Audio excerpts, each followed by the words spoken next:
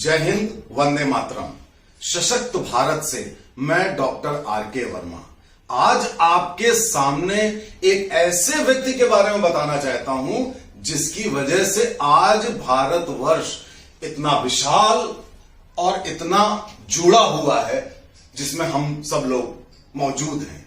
और वो शख्स हैं, वो व्यक्ति हैं, महान व्यक्ति हैं चाणक्य, जिनको आप कौटिल्य नाम से भी जानते हैं, जिनको आप आचार्य विष्णुगुप्त नाम से भी जानते हैं। ये तीन नाम चाणक्य, कौटिल्य, विष्णुगुप्त जी के हैं।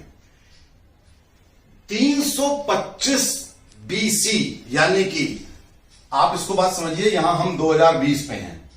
2020 के अगर आप इसको डिवाइड करें वर्षों को, तो एक बेस लाइन आती है 0, यानी कि जहां पे कोई भी ईयर नहीं होता है, before the birth of Christ, after the death of Christ, इसको 0 मानते हैं।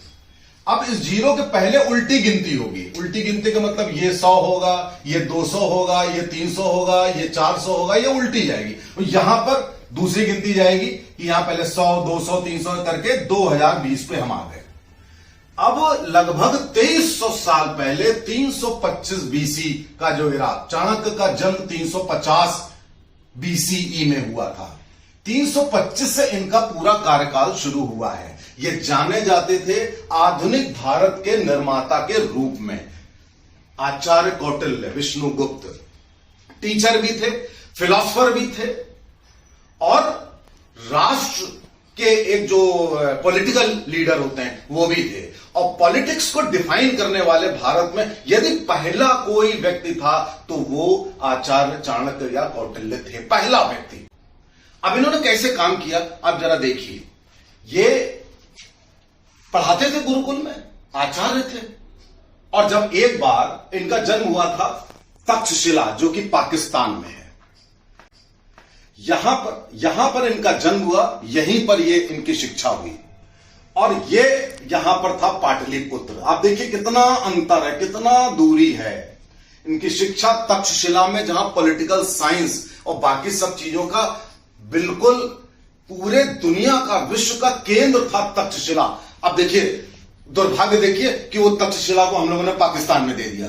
जितनी हमारी धरोहर थी, अच्छी अच्छी चीजें थी, कांग्रेस की गवर्नमेंट ने, नेहरू ने सब दे दिया उधर पाकिस्तान की तरफ, जबकि वो हिंदुओं का, हमारे देश का बहुत इंपॉर्टेंट इलाका था, वो दे दिया उधर। कौटिल्य ने शिक्षा प्राप्त करके यहां पाटलिपुत्र में धनानंद के दरबार में आए, और धनानंद के दरबार में उनका अपमान किया गया। और उनका अपमान किया तो चोटी में गांठ बांध के उन्होंने कहा कि मैं आप इस अपमान का बदला लूंगा। मैं एक इससे शिक्षा लेनी चाहिए कि किसी का अपमान मत करो। अगर धनानंद ने अपमान ना किया होता तो चाणक्य के अच्छी चीजें, ये पूरा एकजुट भारत हमें ना मिल पाता। लेकिन तस्वीर का दूसरा पहलू बहुत बढ़िया है कि अगर आपका अपमान हो तो रिएक्शन मत दीजिए, अपनी सफलता से उस अपमान का बदला लीजिए, जो चाणक्य ने किया। और उन्होंने क्या किया? उन्होंने अपने से 10 साल छोटे चंद्रगुप्त मौर्य, एक बच्चा जो खेल रहा था, उसका विकास किया, और उसका विकास करके उसको मगध, पाटलिपुत्र की गद्दी पर बैठाया। उसके पहले कितना संघर्ष करना पड़ा आचार्य विष्णुगुप्त को, यह बहुत बड़ी कहानी है जो कि अभी नहीं बताई जा सकती। लेकिन इतना बताया जा सकता है कि चंद्रगुप्त के साथ जंगलों जंगलों घूमे, और अंत में धनानंद जैसे अय्याश राजा का उन्होंने नाश किया।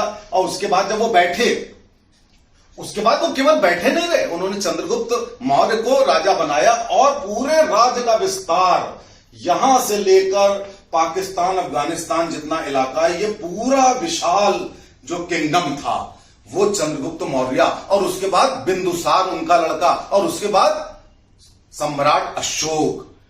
और ये किसकी देन थी? ये थी आचार्य विष्णुगुप्त, यानी कि चाणक्य की। और चाणक्य ने जिस तरीके से पूरे भारत का निर्माण किया वो बिल्कुल अतुलनीय, बड़ा ही आश्चर्यजनक था। जब मोबाइल नहीं होते थे, टीवी नहीं होते थे, कोई मीडिया नहीं होता था, ऐसे में पूरे देश को एकजुट करके इतना बड़ा विशाल महान बना लेना आसान काम नहीं था। ऐसा नहीं था कि चंद्रगुप्त मौर्य के बाद चाणक्य ने नहीं काम किया। जो चंद्रगुप्त मौर्य थे वो अपने जीवन के अंतिम काल में उन्होंने जैन धर्म अपनाकर जैनी हो गए थे और यहां पे कर्नाटक में आके उनकी मृत्यु हुई थी। लेकिन उनका बेटा बिंदुसार वो वहां पे था। फिर उसके डिप्टी हुए आचार्य चाणक्य और तब भी उन्होंने स्टेट्समैनशिप जारी रखी। उन्होंने एक पुस्तक लिखी अर्थशास्त्र। साथियों ये अर्थशास्त्र और एक चाणक्य नीति भी लिखी। अर्थशास्त्र सबसे बड़ा क्रिएशन है अर्थव्यवस्था के ऊपर, जिसपे आज भी पूरा विश्व, भारत सब चलते हैं अर्थशास्त्र पर। और यह अर्थशास्त्र पुस्तक इतनी महत्वपूर्ण थी कि साथियों 325 से लेकर और 6ठी शताब्दी तक इतने साल तक अर्थशास्त्र का के हिसाब से ही राज्य चलते थे। लेकिन 6ठी शताब्दी से 1905 तक अर्थशास्त्र को गायब कर दिया गया। 1905 में दोबारा अर्थशास्त्र की खोज हुई। तो अर्थशास्त्र इतनी इंपॉर्टेंट, जिसमें कि कौटिल्य ने अपने अपने सिद्धांत चाणक्य नीति में भी लिखे हैं कि शिक्षा, अगर आप शिक्षित हैं तो आपके अंदर जो ज्ञान है तो आपको कोई मूर्ख नहीं बना सकता। और किसी भी देश और समाज का विकास तभी होता है जब आपके अंदर शिक्षा आती है। और शिक्षा ऐसी मूल्य आधारित शिक्षा, संस्कार आधारित शिक्षा, ना कि वो वाली जो किताबी आजकल है, मैं उस शिक्षा की बात नहीं कर रहा हूं। अब आचार्य चाणक्य के बारे में आगे आपको बताएं कि इन्होंने शासन और प्रशासन करने के तरीके इतने नायाब बताए। जो डिटेक्टिव एजेंसीज होती हैं,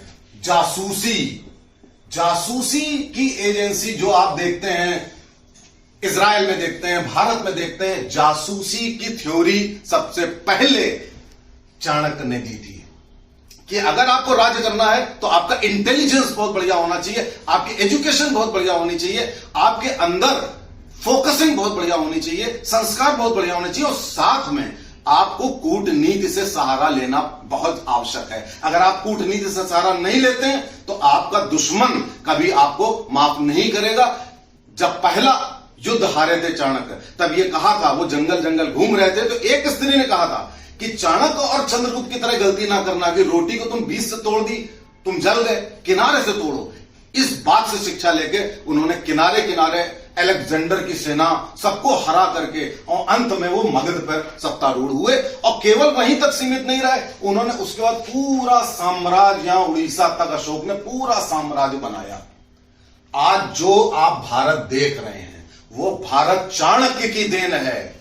और चाणक्य के बाद उससे मिलता जुलता साथियों अगर किसी ने छोटा मोटा काम किया तो हमारे वल्लभ भाई पटेल, और आज जो काम कर रहे हैं आज की सरकार में, तो मैं कहूंगा अमित शाह, जिन्होंने कश्मीर का विलय करवाया और भी जगह का विलय करा रहे हैं, ये सब चाणक्य से ही प्रेरित है। भारत को सशक्त बनाना है तो चाणक्य के सिद्धांतों पर चलना होगा। जय हिंद, जय भारत।